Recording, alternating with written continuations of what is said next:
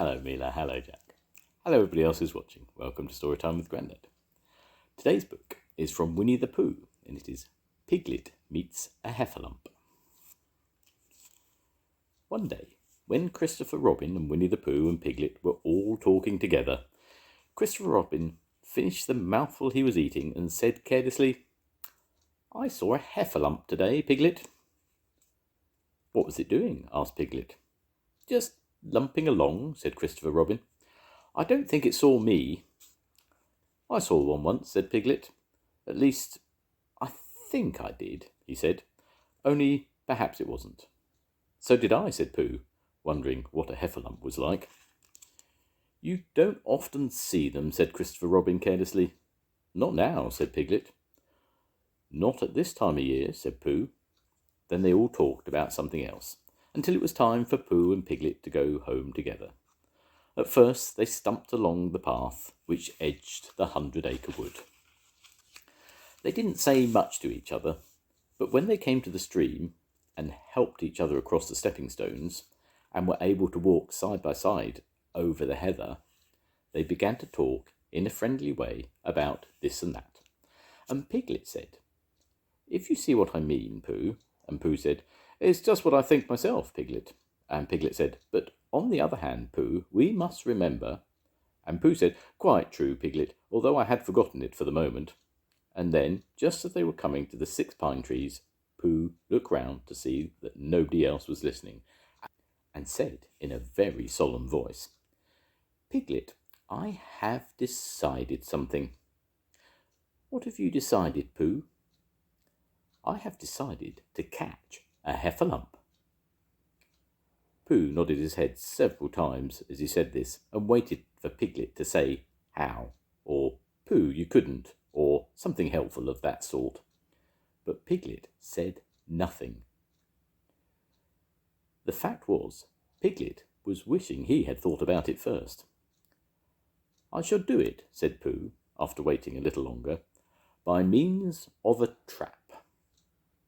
And it must be a cunning trap, so you will have to help me, Piglet." "Pooh," said Piglet, feeling quite happy again now, "I will." And then he said, "How shall we do it?" And Pooh said, "That's just it. How?" And then they sat down together to think it out. Pooh's first idea was that they should dig a very deep pit, and then the Heffalump would come along and fall into the pit and... "Why?" said Piglet. "Why what?" said Pooh. "Why would he fall in?" Pooh rubbed his nose with his paw and said that the Heffalump might be walking along, humming a little song and looking up at the sky, wondering if it would rain, and so he wouldn't see the very deep pit until he was halfway down, and then it would be too late.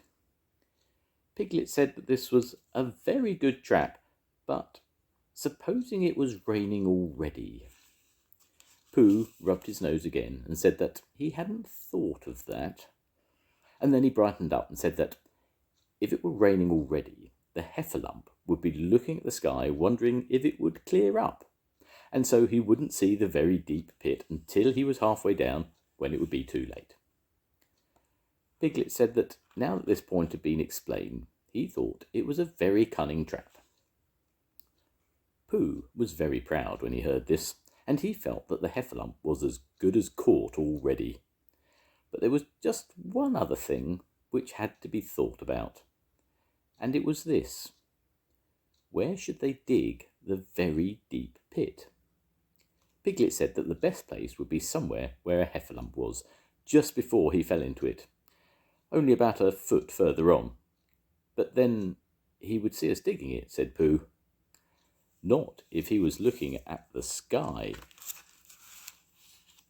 "He would suspect," said Pooh, "if he happened to look down." He thought for a long time, and then said sadly, "It isn't as easy as I thought. I suppose that's why Heffalumps hardly ever get caught." "That must be it," said Piglet. They sighed and got up, and when they'd taken a few gorse prickles out of themselves, they sat down again. And all the time, Pooh was saying to himself, if only I could think of something.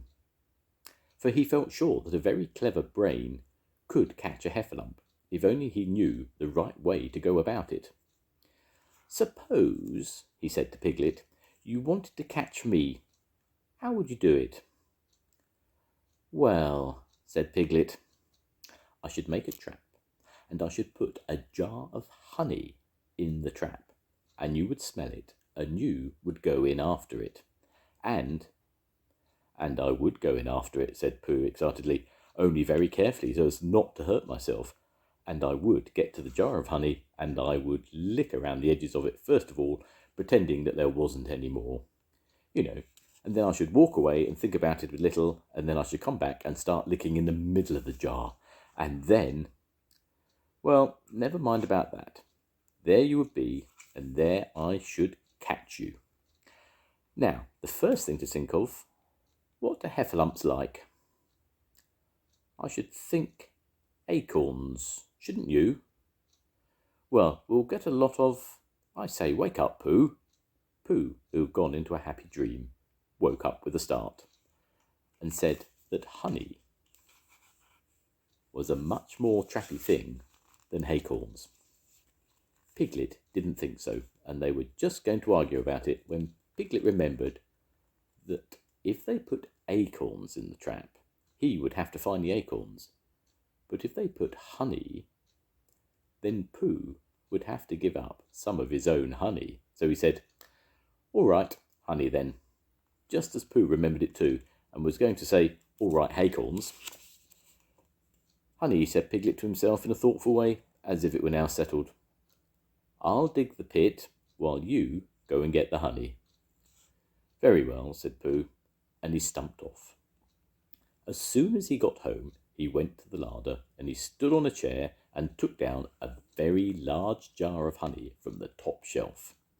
It had honey written on it, but just to make sure, he took off the paper cover and looked at it, and it looked just like honey.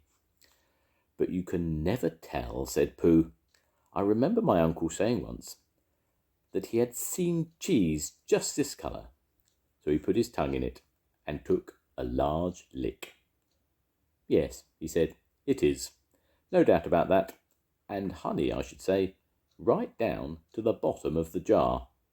Unless, of course, he said, somebody put cheese in it at the bottom just for a joke.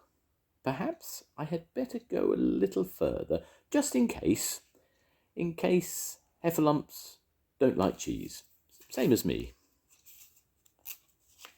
Ah, and he gave a deep sigh.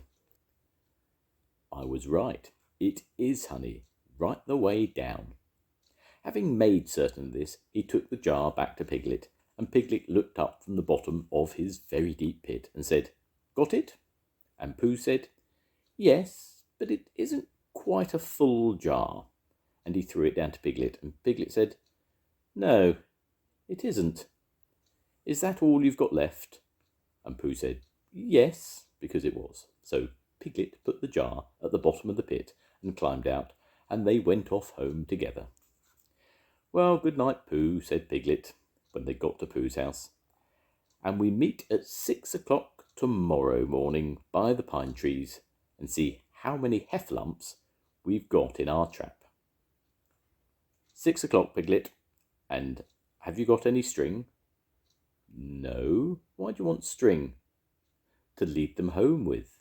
Oh, I think heffalumps come if you whistle. Some do, and some don't. You never can tell with heffalumps. Well, good night. Good night. And off Piglet trotted to his house. Trespassers W, while Pooh made his preparations for bed. Some hours later, just as the night was beginning to steal away, Pooh woke suddenly with a sinking feeling.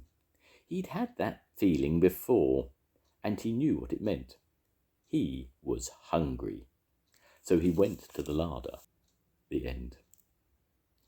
Goodbye, Mila. Goodbye, Jack. I'll see you soon. Goodbye, everyone. Bye.